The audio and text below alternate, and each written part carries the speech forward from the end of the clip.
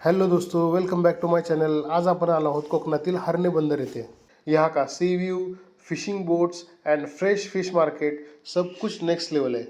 तर चला without time waste करत आजच्या व्लॉगला सुरुवात करूयात। सबसे पहले तो ये बीच दापोली से सिर्फ 2 किलोमीटर की दूरी पर है।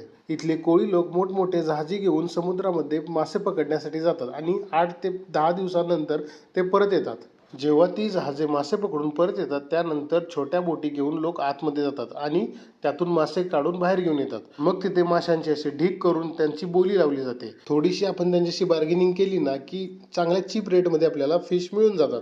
यहाँ पे बहुत सारे टाइप्स के और बिल्कुल फ्रेश फिश हमें मिल जाते हैं और चीप रेट में मिलते हैं, लेकिन हमें बार्गेनिंग करना आना जरूरी है। पापलेट, सुरमई, बांगड़ा जैसे बहुत सारे फिशेस यहाँ पे अवेलेबल रहते हैं। अगर आप लोग यहाँ पे घूमने के लिए गए हैं फिर भी आप यहाँ से फिश को बाय करके हॉटेल्स में बनवा के ले सकते हैं।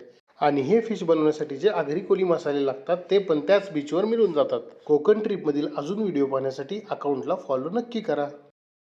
हा बघा, हा आगी कोळी तिखट आहे, हा कच्चा आहे, मालवणी भाजलेला आहे, मालवणी कच्चा आहे। हा मालवणी फ्रायचा मसाला आहे, 1 2 3 4 5 मिक्स करून देते, ते फ्रायला होते। आला लसूणची पेस्ट, एक लिंबू आणि मीठ, हा मसाला लावून 10-15 मिनिट ठेवायचा, डायरेक्ट फ्राय करायचा। रवा की पीठ काहीच नाही लावायचं। कांदा लसूण आहे, हळद आहे, धन आहे, कोकम आहे, सगळं आहे।